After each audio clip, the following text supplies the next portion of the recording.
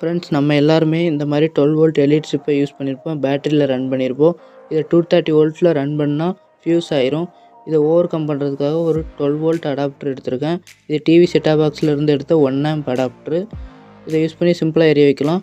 ஆனால் நம்ம இதை யூஸ் பண்ண போகிறதில்ல. இதோட காஸ்ட் வந்து அதிகம். இதுக்கு பதிலாக நம்ம 4 டயோடு எடுத்துக்கலாம். டயோட் நம்பர் IN4007, அப்புறம் செராமிக் கெப்பாசிட்டர் 105 250 வோல்ட்டு, அப்புறம் 1 மெகா ஓம் ரெசிஸ்டர், 1000 VF 25 வோல்ட்டுக்கு மேலே இருக்க மாதிரி கெப்பாசிட்டர் எடுத்துக்கோங்க. 25 வோல்ட்டு கூட போதுமான அளவு தான்.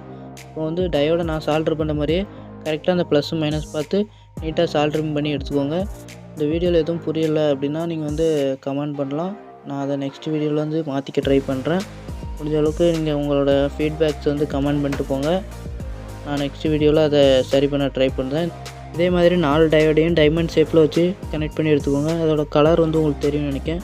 இந்த ஒயிட் கலர் கோடு வந்து 2 சைடும் கனெக்டாக இருக்கும். நான் எப்படி ஜாயின் பண்ணியிருக்கணும் அதே மாதிரி ஜாயின் பண்ணி எடுத்துக்கோங்க. இப்போ செராமிக் கெப்பாசிட்டர் அந்த மாதிரி வளைச்சி விட்டுக்கோங்க. இதோட சென்டரில் 1 மெகா ஓம் ரெசிஸ்டர் வந்து நம்ம சால்டர் பண்ணி எடுத்துக்கலாம்.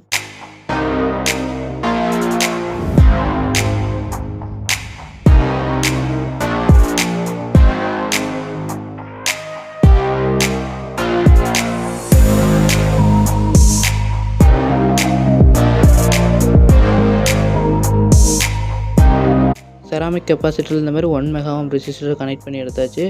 இப்போ வந்து டயோடை வந்து நான் வச்சுருக்க மாதிரி இந்த பொசிஷனில் வச்சுக்கோங்க. ஒரு ப்ளஸும் ஒரு மைனஸும் ஜாயிண்ட் ஆகிருக்க இடத்துல நம்ம கெப்பாசிட்டரோட ஒன் சைடாக கனெக்ட் பண்ணி எடுத்துக்கலாம். இந்த மாதிரி கனெக்ட் பண்ணிங்கன்னா உங்களுக்கு பெர்ஃபெக்டாக ஒர்க் ஆகும்.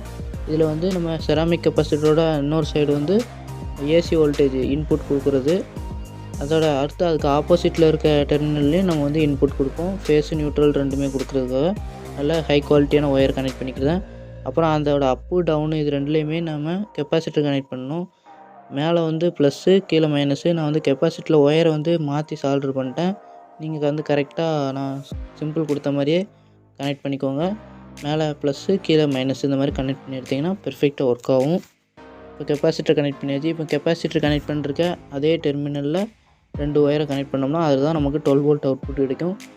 கரெக்டாக 12 வோல்ட் கிடைக்காது. 12 வோல்ட்டுக்கு மேலே ஒரு 14 வோல்ட் அந்த மாதிரி கிடைக்கும். இதிலேருந்து வர அவுட்புட் வோல்டேஜை நம்ம எல்இடியை ரன் பண்ணுறதுக்கு போதுமான அளவு. நல்லா ஃபுல் பிரைட்னஸில் பெர்ஃபெக்டாக ரன் பண்ணிடலாம். அப்புறம் இதில் ஆம்ப்பு கம்மியாக இருக்கும். இதை வந்து பேட்ரி சார்ஜிங் எதுக்குமே யூஸ் பண்ண முடியாது. இதில் பியூர் டிசி வராது. இதில் கொஞ்சம் ஏசி சப்ளையும் மிக்ஸ் ஆகி தான் வரும்.